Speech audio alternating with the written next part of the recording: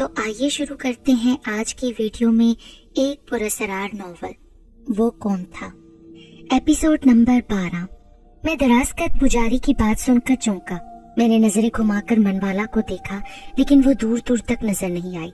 मैं समझ गया कि जोगिया की पुरअसरार कुव्वत ही ने पुजारी की रहनुमाई की होगी, मगर क्यों? इसके पीछे उसका क्या मकसद था? वो क्या चाहता था? सोच विचार में समय बर्बाद मत कर। तूने शराफत से मेरी बात ना मानी तो मुझे दूसरा रास्ता इख्तियार करना पड़ेगा। मैं अभी जवाब देने के बारे में गौर कर ही रहा था कि पुजारी मेरी जानिब तेजी से लपका। उसी लम्हे अचानक बिजली चली गई, जिससे औरतों और बच्चों ने शोरगुल शुरू कर दिया। मैं पुजारी के सामने से हटने की खातिर तेजी से बाईं जानिब लपका। उसी लम्हे किसी की कर्बनाक चीख की आवाज मेरे करीब से उभरी। अंदाज ऐसा था जैसे वो उसकी जिंदगी की आखिरी चीख हो। मेहमानों में खलबली मच गई। कोई मुझसे पूरी शिद्दत से टकराता हुआ गुजरा तो मैं अपना तवाज़ुन बरकरार न रख सका। अंधेरे में किसी कुर्सी से टकराकर किसी तड़पते हुए जिस्म पर गिरा। मेरे जहन में बेशुमार खदशात उभर कर गटमट होने लगे। मेरा हाथ किसी चिपचिपी शय पर पड़ा तो मेरे बदन के रोंगटे खड़े हो गए। शायद वो चीखने वाले के जिस्म से भल भलाता हुआ खून था, जिसमें अभी मामूली हरारत मौजूद थी। लोगों का शोरगुल बढ़ता जा रहा था जब अचानक सारी लाइट्स रोशन होगी। मेरा अंदाजा गलत नहीं था। मैं उस वक्त पुजारी के जिस्म पर उल्टा सीधा पड़ा था और उसके जिस्म से उबलता हुआ खून मेरे कपड़े रंगीन कर रहा था। पुजारी के सीने में एक चाकू ऐन दिल के मुकाम पर दस्ते तक बेवस था। औरतों ने सूरत हाल को देखकर चीखना शुरू कर दिया। मैं भी बौखलाकर उठा। मेरे हाथ खून में रंगे हुए थे। नरेश चंद्र भी बौखलाए हुए नजर आ रहे थे। अलबत्ता उनकी पत्नी की आंखों से नफरत झलक रही थी। उन्होंने सर्द आवाज में कहा, अब तो लोग पंडित पुजारियों को भी अपनी नफरतों का निशाना बनाने लगे हैं। मैं बुरी तरह बौखला गया, क्योंकि बहुत सारे मेहमानों ने मुझे पुजारी से बातें करते देखा था। मेरे चेहरे, लिबास और हाथों पर खून के छींटे भी इस बात की गवाही देने के लिए काफी थे कि पुजारी के मुमकिना कातिलों में से कानून का शुबा सबसे पहले मेरी जात पर होगा। ये क्या हो गया पुत्र? नरेश ने मेरे करीब आकर सहमे हुए लहजे में कहा। मैं खुद भी हैरान हूँ अंकल कि अचानक ये सब कैसे हो गया। क्या तुमने? नहीं अंकल नहीं। आज से पहले तो मैंने इस पुजारी को कभी देखा तक नहीं था, और फिर किसी पुजारी से मेरा वास्ता भी क्या हो सकता है। अचानक पुलिस वाले आ गए। किसी ने फोन पर हादसे की इत्तला दे दी होगी। बात चूंकि नरेश चंद्र के घर की थी, इसलिए पुलिस के बड़े अफसरों ने भी उनके घर पहुंचने में खासी उजलत का मुजाहरा किया। ज़ाब्ते की कार्रवाई के तौर पर मेहमानों का बयान लिया गया। सबने यही कहा कि मरने वाला पुजारी मेरे साथ बातों में मसरूफ था जब बिजली चली गई। इसके बाद क्या हुआ ये कोई ना देख सका। हकीकत भी यही थी। मेरा ख्याल है कि आपको मेरे साथ थाने तक चलने की जहमत गवारा करनी पड़ेगी, एक डीएसपी ने मुझे कहा। आप किस पर शुबा कर रही हैं मिस्टर अग्रवाल? नरेश चंद्र ने डीएसपी से पूछा। अभी विश्वास से कुछ नहीं कहा जा सकता। फिर सबसे बेशतर पुजारी को अस्पताल रवाना कर दिया और मेरे अलावा 2-3 अफराद को भी साथ लेकर थाने की सिमत रवाना हुए। नरेश चंद्र भी मेरे साथ साथ थे। तुम कोई चिंता न करना पुत्र, मैं तुम्हें साथ लेकर ही वापस आऊंगा। अंकल, अगर ये खबर अखबार में आ गई तो? मैं तुम्हारी बात समझ रहा हूँ, परंतु तुम शांत रहो। तुम्हारे अलावा मुझे अपनी इज्जत और साख का भी ख्याल है। पुलिस स्टेशन पहुंचकर डीएसपी ने मुझसे सवालात शुरू कर दिए। उसका लहजा मुहज्जिब था, शायद इसलिए कि नरेश चंद्र के अलावा 2-3 और मुअज़्ज़िज़ कारोबारी हजरात भी मौजूद थे। सारी कार्रवाई एक अलहदा बंद कमरे में हो रही थी। किसी को ये शुबा नहीं हो सकता था कि हमें वहाँ एक पुजारी पर जानलेवा हमले के सिलसिले में लाया गया था। मेरा ये बयान डीएसपी के हलक से नीचे नहीं उतर रहा था कि नरेश चंद्र के जन्मदिन के मौके पर ही मेरी और पुजारी की पहली मुलाकात हुई थी। क्या आपने उससे पहले कभी नहीं देखा था? जी नहीं, वो सालगिरह के मौके पर पहली बार मुझसे मिला था। वो आपसे क्या चाहता था? मेरा ख्याल है कि वो मुझ पर अपने किसी वाकिफकार का शुबा कर रहा था। मैं खुद भी नहीं समझ सका कि वो जिस चीज का मुतालबा कर रहा था उसकी क्या हकीकत थी। आपने बताया नहीं कि वो आपसे किस चीज का मुतालबा कर रहा था? वो किसी बच्चे की दूसरी आंख का मुतालबा कर रहा था। उसका ख्याल था वो आंख मेरे कोट की अंदरूनी जेब में मौजूद है। क्या आपने उसे कोट की जेब दिखाई थी? मैंने उसकी जरूरत नहीं महसूस की, इसलिए कि वो बार बार जिस चीज का मुतालबा कर रहा था उससे मैंने यही अंदाजा लगाया कि वो शायद किसी जहनी फतूर में मुब्तला है। मैंने निहायत इत्मीनान से जवाब दिया, क्योंकि पिंडाल में जब रोशनी वापस आई थी तो मैं अपनी अंदरूनी जेब टटोल चुका था। पुरअसरार पेपर वेट वहाँ मौजूद नहीं था। मुझे यकीन था कि जोगिया की पुरअसरार कुव्वत ने उसे फिर मेरी जात से अलहदा कर दिया होगा। तो क्या मैं आपकी तलाशी ले सकता हूँ? जी डीएसपी साहब। अरे ये तो मेरे एक मोअज़्ज़िज़ मेहमान की तौहीन होगी। जो कुछ हो चुका उसमें किसी और दुष्ट का हाथ मालूम होता है। नरेश चंद्र ने एहतजाज किया। हो सकता है आप दुरुस्त फरमा रही हो, लेकिन मुझे कार्रवाई के लिए ये सब कुछ तो करना है। मुझे कोई एतराज नहीं डीएसपी साहब, आप मेरी इजाजत से मेरी तलाशी ले सकते हैं। डीएसपी ने तलाशी ली, मेरी जेबों की एक एक चीज निकाल कर चेक की, लेकिन उसे कोई काबिल एतराज चीज नहीं मिली। हैरत की बात है, कुछ रोज पेशतर ही मेरी इत्तला के मुताबिक आपका एक ऑफिस मैनेजर दुनिया से सुधार गया और आज एक पुजारी काम आ गया। अचानक ही एक पुलिस इंस्पेक्टर कमरे में दाखिल होकर कोई कागज उसके सामने रखने लगा। उस कागज के एक कोने पर भी मुझे खून का धब्बा नजर आ रहा था। क्या ये बयान उसने डॉक्टरों की मौजूदगी में दिया है? यस सर, मैंने गवाहों के तौर पर उनके दस्तखत भी हासिल कर लिए हैं। खुद मैं ऐनी शाहिद भी हूँ। अब क्या होगा? नरेश चंद्र ने बेचैनी से पूछा। आप खुशकिस्मत हैं कि जख्मी होने वाले पुजारी ने होश में आकर अपना बयान दे दिया है। पुजारी ने ये इकरार किया है कि उसने आप पर भूल से किसी दूसरे का शुबा कर लिया था। पर उस पर हमला किसने किया था? बयान के मुताबिक पुजारी ने किसी जाती वजह की बिना पर खुदकुशी की कोशिश की थी। मुझे अफसोस है कि आप सब हजरात को जहमत उठानी पड़ी। अब आप लोग जा सकते हैं। जाने से पेशतर आपको हमारे साथ एक मुआहिदा करना होगा, नरेश चंद्र ने कहा। अगर अखबार वालों को हमारे थाने लाए जाने की भिनक मिली या कोई अखबारात में बात शाया हुई तो हम अपनी एसोसिएशन की तरफ से पुलिस महकमे पर केस करेंगे। ये हमारी इज्जत और साख का मामला है जिसे किसी कीमत पर बर्दाश्त नहीं किया जाएगा। मैं बात की नजाकत को समझ रहा हूँ नरेश जी, आप फिक्र न करें, अखबार वालों को इन तमाम मामलात से दूर रखा जाएगा। पुजारी का क्या बना? वो मूर्ख जिंदा है या परलोक सुधार गया? फिलहाल उस पर बेहोशी तारी है नरेश चंद्र जी। उसके मरने या जीने के बारे में पुलिस की बजाय अस्पताल के डॉक्टर ही कोई यकीनी बात बता सकते हैं। नरेश चंद्र हमें लेकर बाहर आ गया, फिर उसके साथ हम उसके घर पहुंचे। मैं वहां से घर जाने के लिए रवाना हुआ तो मेरे दिलो दिमाग पर फिर खुदबुद शुरू हो गई। बहुत सारे सवालात मेरे जहन में आ रहे थे। मैं घर पहुंचा तो सिर्फ मुलाजिम जाग रहा था। माँ सोने के इरादे से अपने कमरे में जा चुकी थी। मैं भी अपने कमरे में गया। वॉशरूम से लिबास तब्दील करके बाहर निकला तो मेरी निगाहें यकलख्त बच्चे की एक आंख वाले पेपर वेट पर पड़ी जो ड्रेसिंग टेबल पर मौजूद था। मैंने उस पेपर वेट को उठा लिया। दरवाजा बंद करके बिस्तर पर नीम दराज होकर उस पेपर वेट को देखने लगा। अचानक फोन की घंटी बजी। दूसरी जानिब से मनवाला की मानूस आवाज उभरी। उसने जोगिया के बताए हुए मखसूस कोड का हवाला देते हुए पूछा, थाने पर तुम्हें ज्यादा परेशान तो नहीं किया क्या ना? नहीं, लेकिन चिंता मत करो, दराजकत पुजारी मरने से बाल बाल बच गया। वो मर जाता तो शायद तुम्हारी परेशानी और बढ़ जाती। पुजारी पर किसने कातलाना हमला किया था जोगिया? वो दूसरा पुजारी था जो तारीकी में वार करते ही निकल गया था। दूसरा पुजारी? क्या दूसरे पुजारी से तुम्हारी मुराद वो पुजारी है जिसे मैं ख्वाब में दराजकत पुजारी के हमरा देख चुका था? हाँ, वही था। लेकिन उसने अपने साथी को हलाक करने की क्यों कोशिश की? अभी इस उलझन में मत पड़ो, परंतु जो भी हुआ अच्छा हुआ।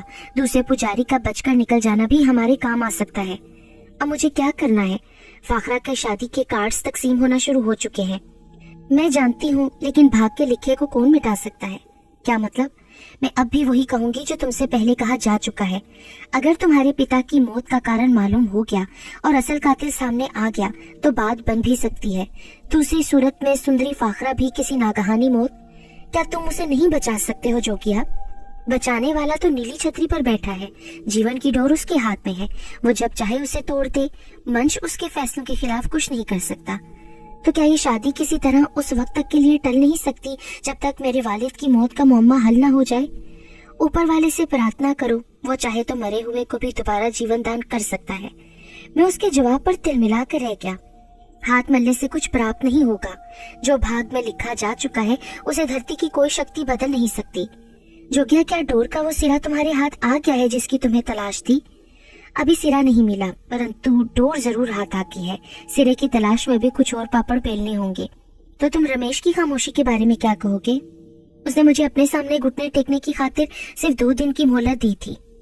वो बड़ा चतुर चंडाल है, किसी गुफा पाताल में छुपकर पेश लड़ा रहा है।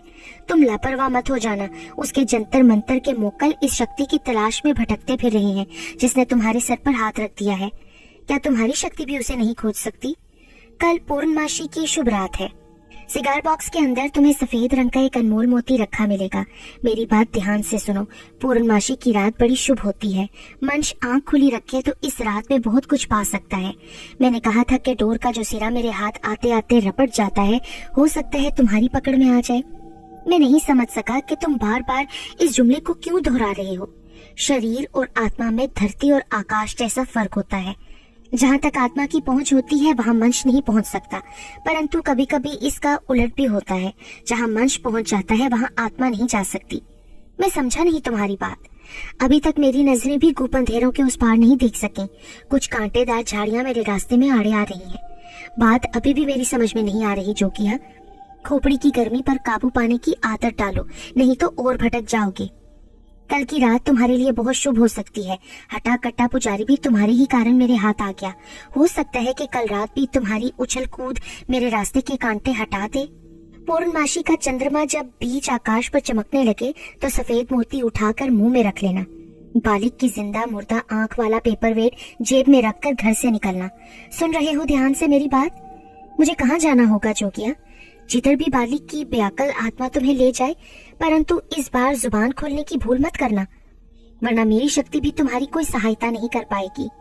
दूसरा पुजारी कहाँ है? नर्क में। जितना कहा जा रहा है केवल उतना सुनो। लंबी छलांग लगाने की कोशिश करोगे तो किसी खाई में मुंह के बल गिर जाओगे। फिर दूसरी जानिब से सिलसिला मुनक़ता हो गया। दूसरे रोज नाश्ते की मेज पर मैंने सुबह के अखबारात उलट पलट कर देख डाले। मुझे खुशी थी कि नरेश चंद्र के जन्मदिन की पार्टी में होने वाले इस हादसे का कोई जिक्र मौजूद नहीं था। इतने गौर से क्या खबर तलाश कर रहे हो बेटा? माँ, कल रात वाली सालगिरह की पार्टी की तस्वीरें तलाश कर रहा हूँ। अच्छा बेटा, जुम्मे वाले दिन तुम्हारा कोई खास प्रोग्राम तो नहीं है ना? क्यों, मेरे लायक कोई खिदमत अम्मी? बेगम नफीस ने तुम्हें बुलाया है। वो शायद तुम्हें शादी के जोड़े की खातिर अपने हमरा ले जाने की ख्वाहिशमंद है। आप भी साथ चलें तो फाखरा को ले जाने पर उन्हें कोई एतराज ना होगा। बुरी बात है दानिश, अब तुम बड़े हो गए हो, बच्चों जैसी बातें ना किया करो। कल मुझे भी बाजार जाना है, तुम दफ्तर पहुंचकर गाड़ी भेज देना। बहुत बेहतर अम्मी। मैं नाश्ते से फारिग होकर लिबास तब्दील करने की गर्ज से दोबारा अपने कमरे में आ गया। मैं बार बार परेशान हो रहा था कि शादी के कार्ड्स की तकसीम हो जाने के बाद उसका मुलतवी कर देना न सिर्फ मुहाल था बल्कि बदनामी का बायस भी बन सकता था। मैं अपने दफ्तर पहुंचा, लेकिन जहन पुरसकून नहीं था। मैं उस दिन को कोस रहा था जब मैंने अपनी वालिद की मौत के असबाब तलाश करने के सिलसिले में रूपनगर जाने की गलती की थी। काश मैं वहां ना जाता तो ये सब कुछ ना होता। दोपहर को दफ्तर में लंच से फारिग होकर मैं कुछ देर आराम करने की खातिर लेटने का इरादा कर रहा था जब इंटरकॉम बजा। मैंने रिसीवर उठाया। दूसरी तरफ से हस्बे तवक्का मनवाला की आवाज सुनाई दी। सर, मैं जहमत देने की माफी चाहती हूँ, लेकिन मिस्टर प्रताप किसी जरूरी काम के सिलसिले में आपसे फौरी मुलाकात करना चाहते हैं। ठीक है, 15 मिनट बाद 2 कप कॉफी भी भेज देना। Okay sir. प्रताप से मेरी मुलाकात गुज़िश्ता रात नरेश चंद्र की सालगिरह की पार्टी में हो चुकी थी। आमतौर पर मेरी फर्म के इश्तिहार के सिलसिले में मेरा बिजनेस मैनेजर ही उनसे मुलाकात करता था। फरमाइए, मैं आपकी क्या खिदमत कर सकता हूँ मिस्टर प्रताप? मैं इधर से गुजर रहा था, सोचा आपकी खैरियत भी दरियाफ्त करता चलूं। कल रात जो कुछ हुआ वो मेरे लिए भी परेशान कुन था। नरेश चंद्र और आप लोगों के पुलिस स्टेशन जाने की वजह से भी मुझे आपकी चिंता थी। इसी बहाने आपके दर्शन भी हो गए। पुलिस स्टेशन पर क्या हुआ था? मेरा मतलब है कि अगर मैं आपकी कुछ सेवा कर सकूं तो मुझे खुशी होगी। डीआईजी साहब से मेरी भी कुछ जानकारी है। शुक्रिया, बहुत बहुत। डीएसपी ने बात बढ़ाने की कोशिश नहीं की।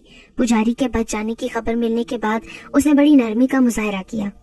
वैसे भी इस वारदात से मेरा कोई ताल्लुक नहीं था, मैं जानता हूँ, लेकिन अंधेरा होने से पहले आप ही पुजारी के साथ बातें कर रहे थे ना? बहरहाल छोड़िए, रात गई बात गई। आपने मुझसे पूछा था ना कल कि क्या मैं उस लंबे तड़ंगे पुजारी को जानता हूँ? जी जी, आपके किसी वाकिफकार के आ जाने से बात टल गई थी। मैं इस समय आपको अपना दोस्त समझकर 2 बातें बताने आया हूँ, परंतु मेरी गुजारिश है कि आप इसका जिक्र किसी और से नहीं करेंगे। आप मेरी जात पर भरोसा कर सकते हैं मिस्टर प्रताप।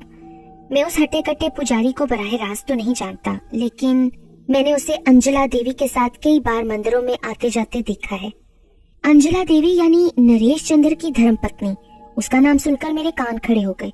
दराजकद पुजारी के साथ मंदिर आने जाने वाली बात कोई खास अहमियत नहीं रखती थी, मगर प्रताप के बात करने का अंदाज बता रहा था कि वो किसी खास नतीजे का इजहार करना चाहता था। मैं जानता हूँ कि आपके खानदान और नरेश चंद्र जी के घर वालों के बीच बड़ा गहरा संबंध है, परंतु मेरा भी आपके साथ ज्यादा ना सही मगर आपकी फर्म के साथ बड़ा पुराना कारोबारी नाता कायम है। जी जी बिल्कुल, आप आजादी से बात करें। हो सकता है जो बात मैं करने जा रहा हूँ केवल मेरा वहम हो, लेकिन कभी कभी एक मामूली बात भी बड़े काम आ जाती है। आप भी जानते होंगे कि अंजला देवी के पास कारों और ड्राइवरों की कमी नहीं। وہ جب بھی کہیں آتی جاتی ہیں ہمیشہ ایک گارڈ اور بھروسے کا کوئی ڈرائیور ان کے ساتھ اویش ہوتا ہے۔ ایسی صورت میں کیا یہ بات تعجب کی نہیں ہے کہ انجلا دیوی کو میں نے جب بھی لمبے چوڑے پجاری کے ساتھ مندر آتے جاتے دیکھا ہے، نہ تو کوئی گارڈ ساتھ دیکھا نہ ہی ڈرائیور، اس سمے وہ خود ڈرائیو کرتی ہیں۔ یہ بات بھی میرے لیے چونکا دینے والی ضرور ہے کہ رات جنم دن کی پارٹی میں آپ نے خاص طور پر اس پجاری کے بارے میں مجھ سے کھوج لگانے کی ضرورت محسوس کی تھی، اور پھر وہی پجاری جب بھوجن شروع ہونے کے بعد آپ کے پاس کھڑا باتیں کر رہا تھا تو اچانک لائٹس آف ہو گئی۔ گپ اندھیرے میں کوئی اس پجاری کو چاقو گھونپ کر چلا گیا اور اس کے کارن آپ کو پولیس اسٹیشن جانا پڑا۔ کیا آپ ان ساری باتوں کو کیول بائی چانس کہیں گے؟ میں آپ کی بات میں وزن محسوس کر رہا ہوں مسٹر پرتاپ، مگر ان تمام باتوں سے پجاری پر حملے کے آڑ لے کر مجھے پھنسوانے کی کیا وجہ ہو سکتی ہے؟ وجہ تو آپ ہی تلاش کر سکتے ہیں نا۔ میں سمجھا نہیں۔ میں بھی نہیں سمجھ سکا کہ اتنا لمبا چکر چلانے کی کیا ضرورت تھی۔ کیا مطلب پرتاپ صاحب؟ میں آپ کو بس 2 باتیں بتانے کی غرض سے حاضر ہوا تھا۔ دوسری بات یہ ہے کہ جس شخص نے دراز قد پجاری پر حملہ کیا تھا وہ بھی ایک پجاری ہی تھا۔ آپ یقین سے کس طرح کہہ سکتے ہیں؟ پارٹی میں تو اور بہت سارے مہمان موجود تھے، لیکن کسی نے اس قسم کی بات نہیں کی کہ پجاری پر حملہ کرنے والا کون تھا۔ چاہے تو آپ اسے بھی اتفاقی سمجھ لیں کہ جس وقت پنڈال میں گپ اندھیرا ہوا اس سمے میں پنڈال سے باہر کھلے آکاش تلے کھڑا تھا، اور میں نے اس ہٹے کٹے پجاری کو بہت دھیان سے دیکھا تھا جو کسی آدم خور درندے کی طرح پنجوں کے بل بھاگتا ہوا پنڈال سے باہر نکلا تھا۔ پنڈت پجاریوں کے تمبو کی طرف جانے کے بجائے وہ اس سیاہ رنگ کی مرسیڈیز کار میں بیٹھ گیا جو بجری کی روش پر پہلے سے تیار کھڑی تھی۔ پجاری کے بیٹھتے ہی وہ آندھی اور طوفان کی طرح ریس لگاتی ہوئی کھلے پھاٹک سے باہر نکل گئی۔ مرسیڈیز کے ڈرائیور نے ہیڈ لائٹس جلانے کی بھی بھول نہیں کی تھی۔ کیا آپ اس پجاری کا حلیہ بتا سکتے ہیں؟ کیوں نہیں، میں نے تو اسے بہت قریب سے دیکھا تھا۔ پھر پرتاپ نے اس پجاری کا حلیہ تفصیل سے بتایا۔ وہ 100% اسی پجاری سے ملتا جلتا تھا جسے میں خواب میں دراز قد پجاری کے ساتھ دیکھ چکا تھا۔ میرے دل کی دھڑکنیں تیز ہو گئیں کہ پرتاپ بھی اپنے اندازے سے اسی دوسرے پجاری پر شک کر رہا تھا جس کے متعلق جوگیا مجھے پورے یقین سے بتا چکا تھا۔ کیا آپ اس مرسیڈیز کے بارے میں کچھ نہیں جاننا چاہیں گے؟ اس کا نمبر کیا تھا؟ وہ کس کی ملکیت تھی؟ کیا وہ مرسیڈیز بھی انجلا دیوی کی ملکیت تھی؟ میں نے دبی زبان میں پوچھا۔ مجھے وشواس تھا کہ آپ یہی سوال کریں گے۔ آپ کے من میں انجلا دیوی کا جو دھیان آیا وہ غلط نہیں ہے۔ میں آپ کی تمام بات سن چکا ہوں۔ میں شکر گزار ہوں کہ آپ نے مجھ سے مل کر حالات سے آگاہ کرنے کی زحمت گوارا کی، لیکن ایک سوال میں بھی آپ سے کرنا چاہوں گا۔ آپ کو ادھیکار ہے سوال کرنے کا، پوچھیے کیا پوچھنا چاہتے ہیں۔ انجلا دیوی کو میری ذات سے کیا دشمنی ہو سکتی ہے؟ یہ جاننے کے لیے آپ کو اس بات کا بھی کھوج لگانا پڑے گا کہ گپتا نریش اینڈ سنس میں گپتا پرتاپ کچھ کہتے کہتے یوں ہکلانے لگا جیسے اس پر اچانک کسی خطرناک مرض کا حملہ پوری شدت سے ہو رہا ہو۔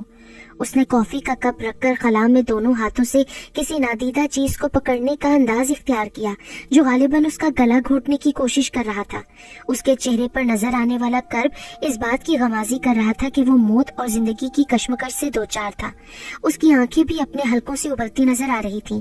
اس کے چہرے کی رنگت یک لخت زرد پڑ گئی تھی۔ وہ ایسے ہاتھ پاؤں مار رہا تھا جیسے موت اور زندگی کا فاصلہ تیزی سے گھٹ رہا ہو۔ پھر وہ بوکھلا کر کھڑا ہو گیا، اس طرح ہاتھ چلانے لگا جیسے اس سے لڑنے کی کوشش کر رہا ہو۔ اس کے چہرے پر نظر آنے والی اذیت اور کرب کے تاثرات پھیل کر گہرے ہونے لگے۔ اس کا جسم لرزنے لگا، اس کے حلق سے خرخراہٹ کی آواز بلند ہونے لگی۔ وہ بس کوئی دم کا مہمان نظر آ رہا تھا جب اچانک ایک شعلہ بلند ہو کر نظروں سے اوجھل ہو گیا۔ اس کے ساتھ ہی پرتاپ لڑکھڑاتا ہوا دوبارہ کرسی پر بیٹھ گیا۔ وہ بری طرح ہانپ رہا تھا۔ میں جو حیرت کی تصویر بنا بیٹھا سب کچھ دیکھ رہا تھا، پرتاپ کی حالت قدرے سنبھلی دیکھ کر بولا، مسٹر پرتاپ، آپ اب کیا محسوس کر رہے ہیں؟ میں آپ کے دفتر میں کس طرح آ گیا؟ پلیز ریلیکس، آپ کو اس وقت صرف سکون اور آرام کی ضرورت ہے۔ لیکن میں آپ کے دفتر کیسے پہنچا؟ آپ دراصل کچھ دیر پیشتر اشتہارات کے سلسلے میں بات کرنے کی غرض سے تشریف لائے تھے نا؟ میری اور آپ کے درمیان کیا بات ہو رہی تھی؟ اس نے مجھے عجیب نظروں سے گھورتے ہوئے سوال کیا۔ اس کا انداز روپ نگر میں کشمیر ایمپوریم پر زرغام کی کیفیت سے ملتا جلتا تھا۔ کیا آپ کو کسی قسم کے دورے پڑتے ہیں؟ جی نہیں، مجھے تو آج تک کبھی کسی قسم کا کوئی دورہ نہیں پڑا، مگر آپ نے خاص طور پر دورے ہی کی بات کیوں کی؟ اچانک منوالا دروازہ کھولتی ہوئی اندر داخل ہوئی۔ اس کا انداز کچھ بدلا تھا۔ مجھ سے مخاطب ہونے کی بجائے اس نے براہ راست پرتاپ کو مخاطب کیا۔ آپ کا ڈرائیور بتا رہا ہے کہ پروگرام کے مطابق آپ کو ٹھیک 2 بجے کہیں اور بھی پہنچنا ضروری ہے۔ ہاں، مجھے اب چلنا چاہیے۔ وہ منوالا کی بات سن کر تیزی سے باہر نکل گیا۔ میں محسوس کر رہا تھا کہ اس وقت منوالا کے جسم پر جوگیا کا قبضہ ہے۔ میرے ذہن میں مختلف سوالات آ رہے تھے۔ اتنے میں ٹیلی فون کی گھنٹی بجی۔ ہیلو، تمہیں اب ایک ایک قدم پھونک پھونک کر اٹھانا ہوگا۔ دوسری طرف سے منوالا کی بجائے فاخرہ کی مانوس آواز سنائی تھی۔ اس نے جوگیا کا مخصوص کوڈ دہرانے کے بعد ہی گفتگو شروع کی تھی۔ پرتاپ، مجھے فی الحال پرتاپ کو بھول جاؤ، میری بات دھیان سے سنو۔ وہ دشت جو ابھی تک کہیں پاتال میں چوروں کی طرح چھپا بیٹھا تھا، وہ کھلا کر باہر نکل آیا ہے۔ پرتاپ کے زندہ بچ جانے کے بعد اب اس نیچ ذات کمینے کو پورا وشواس ہو گیا ہے کہ کوئی شکتی تمہاری سہایتا کر رہی ہے، اس لیے وہ آپے سے باہر ہو رہا ہے۔ اس کی نظریں ابھی تک میری شکتی کو نہیں کھوج سکی ہیں، پرنتو مجھے سامنے لانے کے کارن وہ کچھ بھی کر سکتا ہے۔ میں اسی لیے تمہیں ہوشیار کر رہا ہوں، بھول کر بھی کوئی غلط قدم مت اٹھانا، ورنہ بازی پلٹ سکتی ہے۔ کیا تم رمیش کی قوت سے خائف ہو؟ میں نے یہ کب کہا؟ میرا مطلب یہ ہے جوگیا کہ جب وہ پرتاپ کا گلا گھونٹ رہا تھا، اس وقت تم اسے آسانی سے موت کے گھاٹ اتار سکتے تھے، سارا قصہ پاک ہو جاتا۔ نہیں، پراسرار قوتوں پر بھی کچھ بندشیں عائد ہوتی ہیں، وہ ایک خاص حد سے آگے نہیں پھلانگ سکتی۔ اور رمیش جو کچھ کر رہا ہے، کیا وہ جائز ہے جوگیا؟ تمہارے من میں جو کھلبلی ہو رہی ہے نا، میں اسے دیکھ رہا ہوں۔ پھر بھی میں تمہیں شانت رہنے اور آنکھیں کھلی رکھنے کا سندیش دوں گا۔ سمے کا انتظار کرو، جو کل تھا وہ آج نہیں رہا، جو آج ہے وہ کل نہیں ہوگا۔ دھیرج سے کام لو، اسی میں تمہاری مکتی ہے۔ پرتاپ مجھے گپتا کے بارے میں کیا بتانا چاہتا تھا جوگیا؟ کون ہے گپتا؟ اس کا نام نریش چندر کے نام کے ساتھ کیوں جڑا ہوا ہے؟ انجلا دیوی کا قصہ درمیان میں کس طرح آ گیا؟ میرے باپ کی پراسرار موت سے ان سب باتوں کا کیا تعلق ہے؟ کیا تم کچھ نہیں جانتے یا جان بوجھ کر مجھ سے چھپا رہے ہو؟ میں نے تمہیں شانت رہنے کو کہا ہے نا دانش، تم گرمی کیوں کھا رہے ہو؟ میری جگہ تم ہوتے تو کیا تمہاری ذاتی کیفیت مجھ سے مختلف ہوتی؟ یہ سمے ان باتوں کا نہیں ہے۔ اس پجاری کو بھول جاؤ، وہ رمیش کے لیے کیول ایک ہتھیار کی حیثیت رکھتا ہے، اور ہتھیار کی کوئی زبان نہیں ہوتی۔ اب تو میری بات دھیان سے سنو۔ کوئی بہانہ کر کے شام ہونے کے کچھ دیر بعد گھر سے نکل جانا۔ پیپر ویٹ کی رکشا اپنی جان سے زیادہ کرنا۔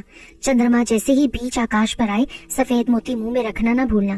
آج کی رات تمہارے لیے بہت شبھ مگر کٹھن بھی ہوگی۔ کسی بات پر اچنبے کا اظہار مت کرنا، اپنی زبان پر قابو رکھنا۔ تم نے کوئی بھول چوک کی تو پھر جو کیا تمہارے اور رمیش کے بیچ دوبارہ نہیں آئے گا۔ سمجھ رہے ہو میری بات؟ شام کو گھر سے نکلنے کے بعد مجھے کہاں جانا ہوگا؟ جہاں تمہارا من چاہے، پرنتو بچے کی آواز پر کان لگائے رکھنا۔ آج اس کی کسی بھی بات سے انکار مت کرنا، وہ جیسا کہے ویسا ہی کرنا۔